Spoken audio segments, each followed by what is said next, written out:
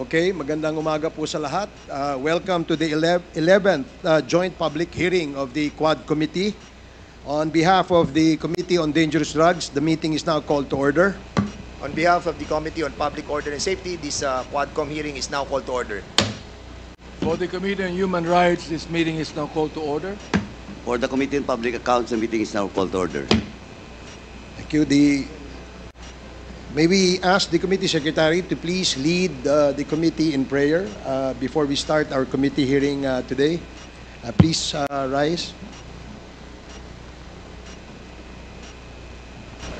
Let us all place ourselves in the presence of God. Father God, we thank you for this auspicious day where you have given us once again the opportunity to congregate in this hall to discuss and probe the critical issues that occurred in the recent past, but the aftermath continues to haunt and affect us gravely in the present. Father, we earnestly pray to you to lay your loving hands in the conduct of our hearing by first granting our honorable members the wisdom and insight in sorting through the different information and testimonies that would be presented to them, and enable them to distinguish the facts from the falsities. And second, by empowering our resource persons the courage to be truthful in their responses so that the veil covering the truth we seek can finally be peeled back and that justice can be had by those who have sought it all this time. Almighty God, may you bless our proceedings today, that truth will come out and that righteousness and justice may reign. May you guide the members of this committee. May you give them wisdom, courage, and determination to seek the whole truth from the lips of our resource persons. Thank you for your unconditional and genuine love, O Lord. In Jesus' name we pray. Amen. Please remain standing for the singing of the national anthem.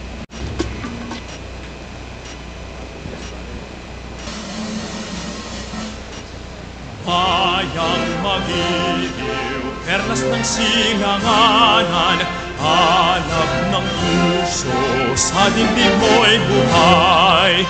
Upang hinirang, duyan ka ng magiting, sa manlulupig, di ka pasisiil, sa dagat at bundok, sa simoy at sa langit mong bughaw, may dilag ang tula at awit sa paglayang minamahal.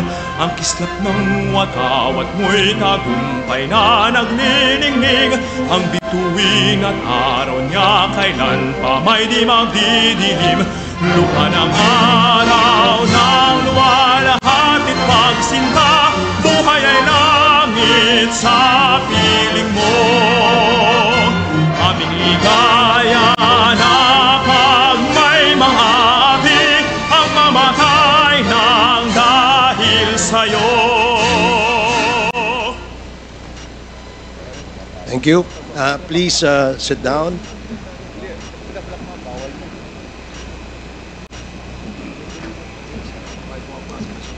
The next part of the agenda is the roll call of the members and the acknowledgement of resource persons. Any motion? Mr. Chair, Congressman Akop?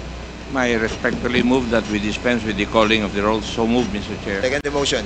There is a motion to dispense with the calling of the roll and duly seconded. Hearing no objection, the motion is approved. The next part of the agenda is the reading of the minutes of the last hearing held November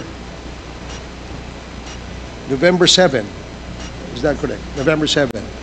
Any motion? Mr. Chair, Congressman Akop? may I move that we dispense with the reading of the minutes of the previous meeting and consider it as approved. So moved, Mr. Chair. There is a motion to dispense with the reading of the minutes of the last committee hearing held last November 7 and consider it approved. Duly seconded. Are there any objections? Hearing none, the motion is approved. Are all our guests and resource persons already present in the hall, COMSEC? Mr. Chair, good morning. except for the former president and Attorney Martin Delgra. I believe they are our resource persons are here. Also, Father Flavi and Attorney Jokno, they are still not around. Okay, we would like to formally start this committee hearing by allowing the chair to deliver his opening remarks. However, it seems that the former president is not yet around. Maybe we can give him a little more time. Is he? I believe he's already present in the hall, right? So, and who else are not present at the moment, Comsec? Father Flavi Villanueva, the founder of Program Paghilom, and Attorney Shell Jokno. Although we are trying to contact them if they will be arriving later. Okay, sige po. So, for the meantime,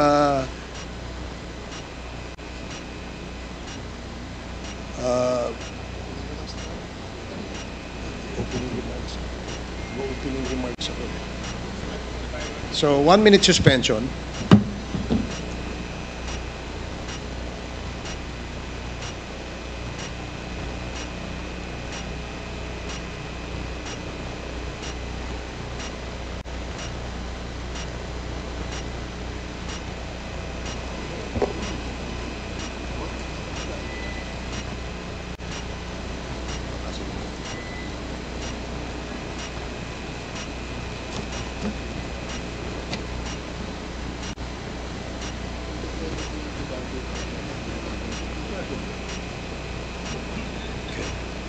Hearing is resumed.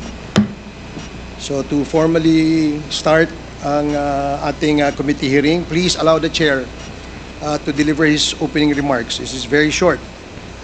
Para lang po maumpisahan natin itong ating committee hearing.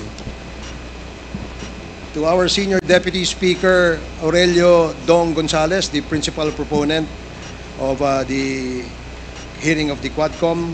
To our Deputy Speaker, J.J. Suarez.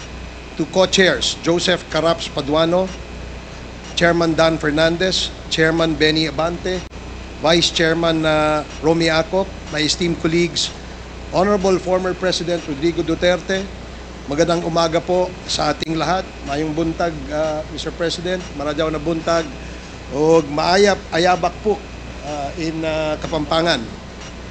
Una sa lahat, nagdesisyon ang Quadcom members na ikansela sana ang pandinig na ito ngayon sa kadahilanang hindi pa po natatapos ang mga pagsusuri namin sa mga taong gustong lumabas at magpahayag ng kanilang mga nalalaman ukol sa mga usapin na tinatalakay ng Quadcom. Partikular ang pagkalat ng illegal na droga at extrajudicial killings.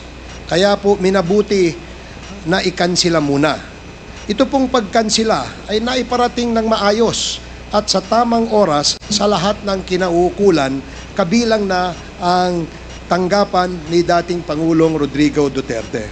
Kaya naman ng aming mabalitaan na darating ngayon sa kapulungang ito upang kumprontahin ang Quadcom kung bakit kinansila ang hearing kung kailan nandito na sa Manila ang dating Pangulo, ay minabuti na namin na ipagpatuloy na upang ma-take advantage namin ang inyong presensya kahit na walang formal na sagot ang inyong abogado sa inyong pagdalo ngayong araw. Pangalawa, ang Quadcom po ay nabuo ng mapagtanto ng 4 na komite na iba-iba ang sakop at jurisdiction na nag-o-overlap na pala ang kanilang mga iniimbestigahan at marami ang tumutukoy sa pare-parehong usapin. Kaya minabuti ng House na pag-isahin upang hindi pa ulit-ulit at ang pagtalakay sa pare-parehong usapin at pabalik-balik ang mga witnesses at mga congressmen. Nasasayang ang pera ng bayan. Hindi sinadyang nag-overlap ang mga issues. Subalit nakita ninyo kung paanong ang illegal na droga ay naghudyat na mga patayan na ngayon ay tinawag nating extrajudicial killings. At naging konektado rin ito sa mga pogo at mga taong nakita na nasa likod ng mga iligal na droga ay siya ring may kinalaman sa Pogo at may koneksyon din sa mga matataas na opisyal ng gobyerno. Dito nagsimula ang mas malalimang investigasyon kung saan maraming nasangkot sa mga revelasyon ng mga taong humarap dito. Nagulat ang bayan. Napakalaki pala ng bagay na ito. Hindi namin maaaring talikuran ang aming tungkulin kung kaya't pinagpatuloy namin ito hanggat lumabas na nga ang pangalan ng ating dating Pangulo. Sa kagustuhan naming bigyan ng pagkakataon ang dating Pangulo na magpaliwanag at pasinungalingan ang mga bintang sa kanya, ay minabuti naming siya mismo ang aming imbitahan. Kaya ngayon na nandirito na ang dating Pangulo, tinatanggap po namin ang inyong pagdalo at kami po ay nagpapasalamat. Sa huling sagot sa amin ni Attorney Delgra, na hindi na kayo dadalo sapagkat nasabi na ninyong lahat ang kailangan ninyong sabihin, kung kaya't isinama na niya sa kanyang sagot ang inyong opening remarks sa Senado. Ay ito na rin ang ituturing naming opening remarks ninyo dito sa amin. Sa kanya namang pahayag na sinabi daw ninyo na wala ng integrity, walang independence at probity ang Quadcom, kung kaya't hindi nyo na kailangan pang dumalo, kami ay nagagalak na dumating pa din po kayo. At sa inyong desisyon na magpakita dito sa amin at paunlakan ang aming imbitasyon, ay pinasisinungalingan ninyo ang sinabi ni Attorney Delgra na wala kaming integridad, walang independence at walang probity. Sa sinabi din ni Attorney Delgra na ang aming pandinig ay isa lamang political ploy at ginagamit lamang namin upang hanapan ng basihan ang mga krimen na isasampalaban sa inyo. Nais po naming tiyakin sa inyo, Mr. President, na hindi po iyon ang trabaho ng Quadcom. Kung may mga naibintang man sa inyo sa paglalahad ng mga ibang taong nagtestigo dito, iyon ay kanilang mga pahayag. At iyon ang nais naming bigyan ninyo ng linaw. Hindi kami naririto upang husgahan kayo, kundi marinig sa inyo ang katotohanan at ang sagot sa mga paratang at mga pahayag laban sa inyo. Wala po sa amin dito ang nag-aakusa sa inyo, sapagkat hindi po kami ang may reklamo at hindi po kami ang may kaalaman sa mga pangyayari, kundi ang mga ibang taong humarap dito sa Quadcom. Kung sa sinasabi niyo po naman na ang mga ibang tao na humarap dito ay aming pinwersa upang magsabi ng hindi totoo at tinawag niyo pong subornation ang ginawa ng Quadcom members, ay nagkakamali po kayo, Mr. President. Mismong mga abogado na nakaharap sa tagpong iyon, kung saan nag-uusap sina Colonel Grijaldo at Chairman Abante at Chairman Fernandez, ang nagpatunay na gawa lamang ni Colonel Grijaldo ang kanyang istorya. Sa katunayan, 2 beses nang nagbigay ng excuse letter si Colonel Grijaldo sa amin sapagkat hindi siya makakarating sa mga sumunod na mga pandinig. Marahil ay napagtanto niya ang bigat ng kanyang paratang sa Quadcom. Mamaya po ay aming babasahin sa inyo ang pahayag ng mga abogadong naroroon. Sa punto pong ito, ay papayagan na po natin ang pagtatanong ng mga membro sa inyo upang bigyan linaw ang mga naipahayag na rito laban sa inyo, upang maging gabay namin sa pagbalangkas ng anumang kailangang hakbang upang maprotektahan pa ang mga karapatan ng mga taong naaakusa at mapangalagaan din ang mga karapatan ng mga taong naaapi sa pamamagitan ng pag-amyenda ng mga batas, paggawa ng mga bagong batas o pag-repeal sa mga umiiral na mga batas. Sa pagpapatuloy po natin ngayon sa pandinig na ito ukol sa extrajudicial killings, nais po namin tiyakin sa inyo na rerespetuhin po namin ang lahat ng inyong mga karapatan.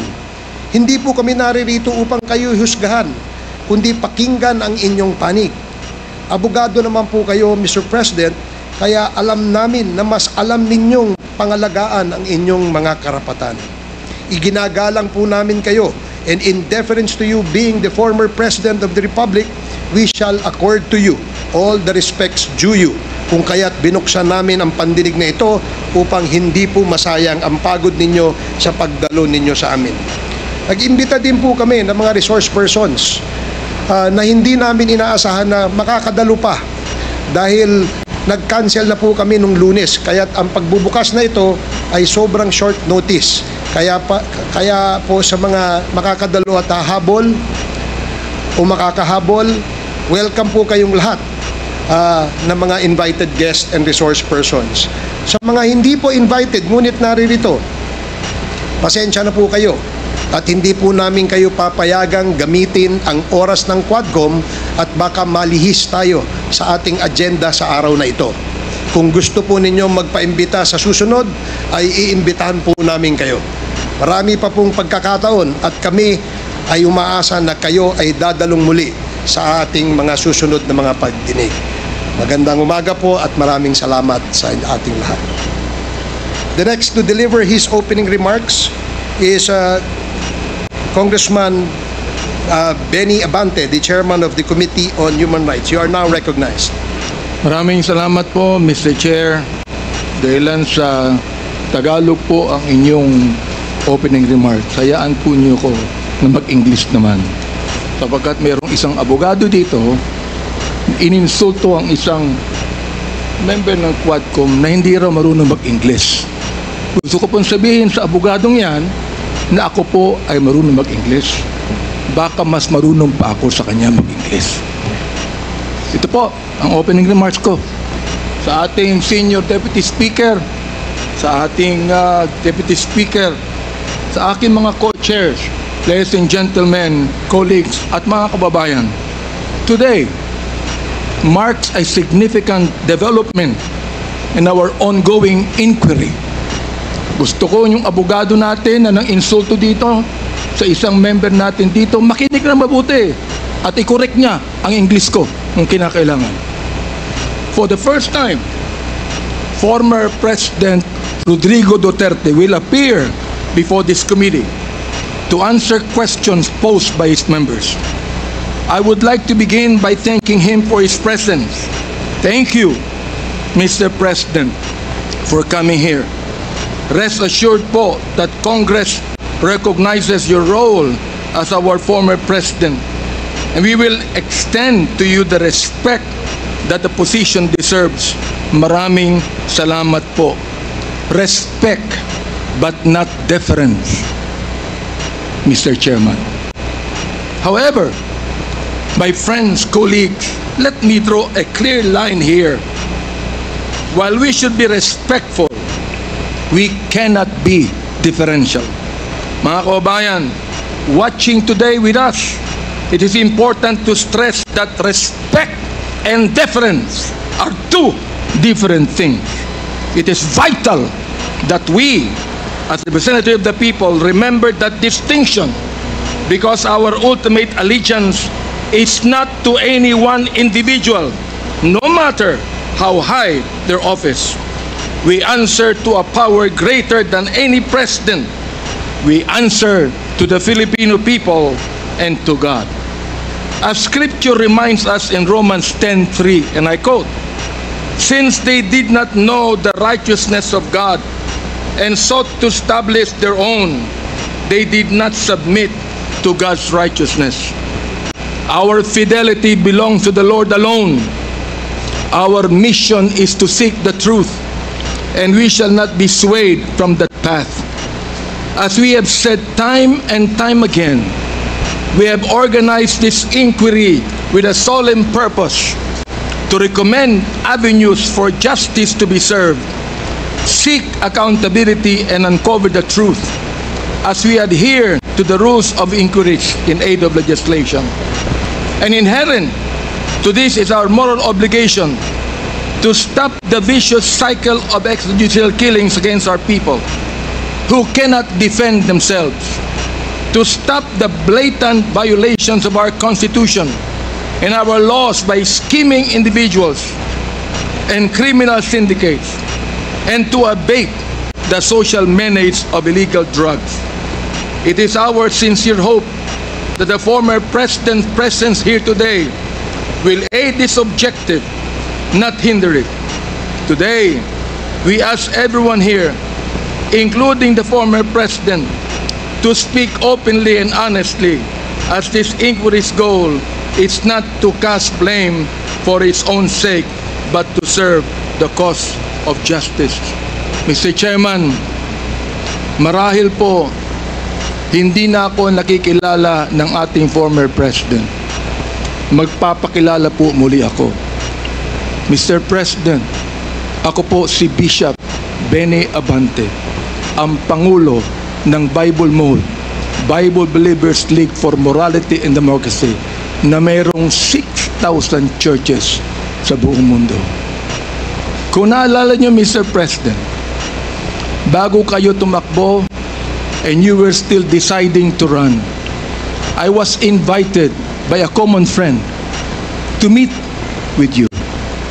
And we did at the Fairmont Hotel in Makati. I hope that you would remember that. With me are two pastors, and we prayed together. I prayed for you, asking the Lord to give you the right decision to run for the presidency. I do not know you from Adam, Mr. President, but I believe in your cause. I believe in your plan. And because of this, Mr. President, I work hard to campaign for you. Many of the pastors of the Baptist community voted for you. Gusto ko pong marinig ito ng mga DDS trolls at DDS vloggers na tumitira sa amin at sinisira ang aking reputasyon. Gusto kong sabihin sa kanila, ilang boto ba ang ibinigay nyo kay former President? Ako po, Mr. President, libo-libong boto ang binigay namin sa inyo. Nagpasalamat ba kayo sa akin? Hindi. Nilapitan niyo po ba ako? Hindi. Mabuti pa, Senator Bongo, Mr. President, nagpunta sa aking simbahan at nagpasalamat sapagkat sinuportahan namin kayo at siya, Mr. President. Now, gusto kong sabihin po dito sa Quadcom na ito, ako ba'y lumapit sa inyo para humingi ng pabor?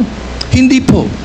Ako ba'y lumapit sa inyo para magrekomenda ng justice, magrekomenda ng general, magrekomenda ng cabinet secretary? Hindi po. Hindi ako nagpunta ng Malacanang nung kayo nanunungkulan sa loob ng 6 na taon.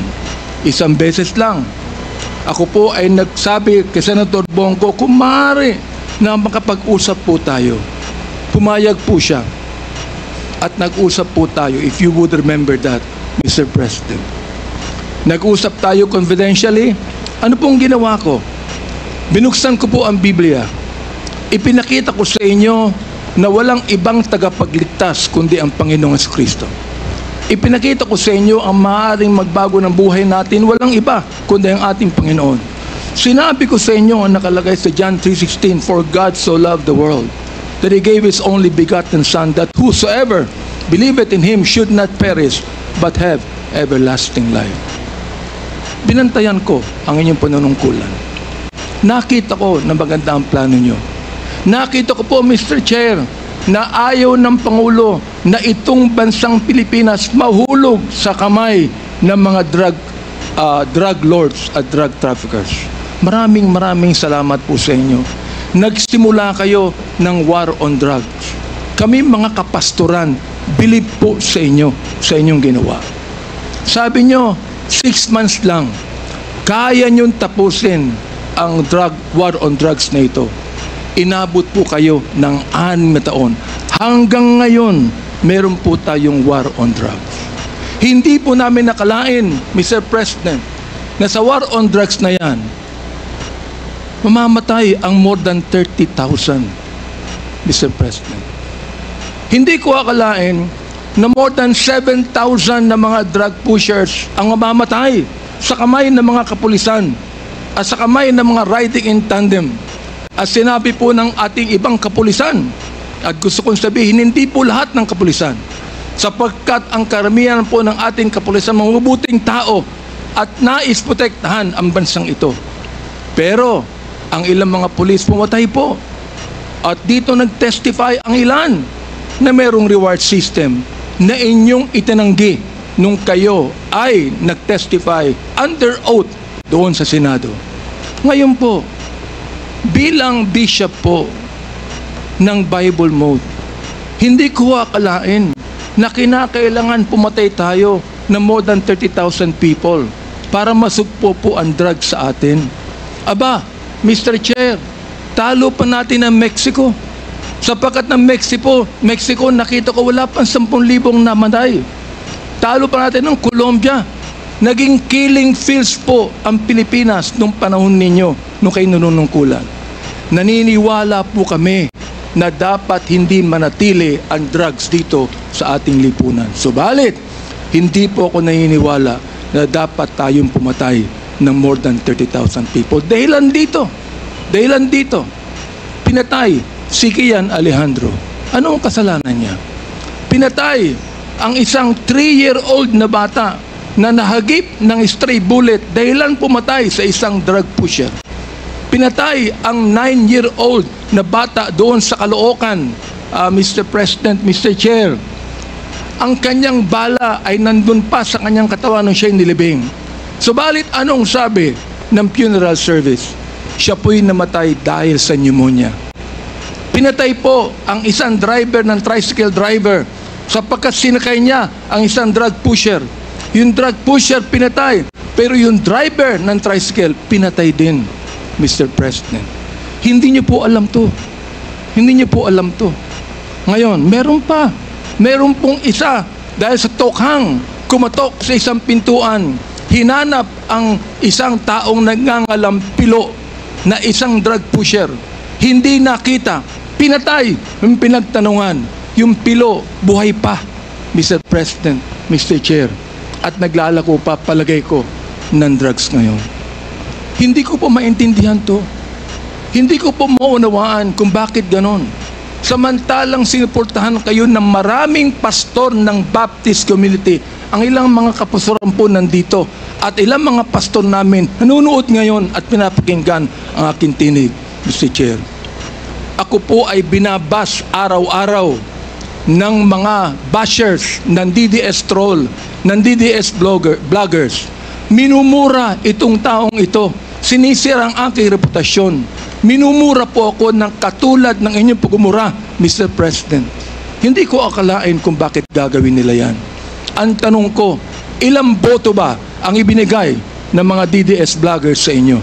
Gusto kong sabihin sa inyo, I can testify on this, na libu-libong boto ang nakuha nyo sa Baptist community at hindi ako humiling ng anumang pabor sa inyo, Mr. President. In fact, kung naalala nyo, Mr. President, sinabi ko kay Senator Bongo na nais kitang imbitahan sa aming selebrasyon ng National Baptist Day, Mr. President.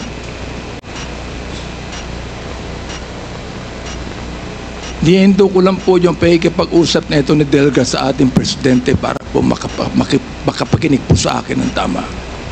Inimbitahan ko kayo. Nagpunta ho kayo, Mr. President.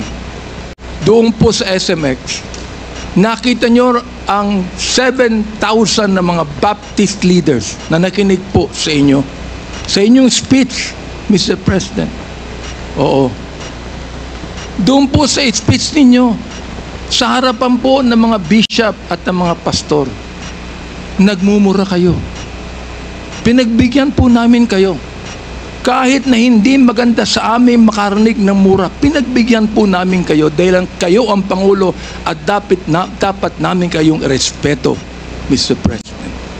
Andito ho ako, nakaupo sa harapan nyo. Nagpapasalamat sa pagkakataong ito na masabi ko ng buong katapatan sa inyo ang ginawa ng more than 6,000 na mga kapastoran ng Bible Mode para sa inyong eleksyon bilang Pangulo ng Pilipinas. Nung akin pong nag-file ako ng bill, Mr. President, yung pong tinatawag nating Republic Act 11897, an act declaring the second Thursday of January of every year as special working holiday to be known as National Baptist Day. Sinuportahan po ito ng lahat ng mga congressman. Sinuportahan po ito ng lahat ng mga senador. Okay. At nilagay po sa inyong opisina. Pinirmahan nyo ba ang bill na yan? Hindi po. Naging batas yan because it lapsed into law after 30 days. Pero, okay lang po sa amin yun. Okay lang po sa amin yun. Yun na lang siguro ang maaaring pasalamat ninyo, Mr. President, sa amin. Bilang pagboto namin sa inyo ng mga libo-libo mga Baptist leaders at Baptist members sa buong kapuluan. Hanggang ngayon, nirerespeto po kayo ng aming kapastoran. Hanggang ngayon, pati yung kapastoran po namin sa Mindanao, ginagalang kayo. Marami kaming pastor sa Davao na ginagalang po kayo. Bakit po? Sapagkat kayo ay naging Pangulo ng Pilipinas.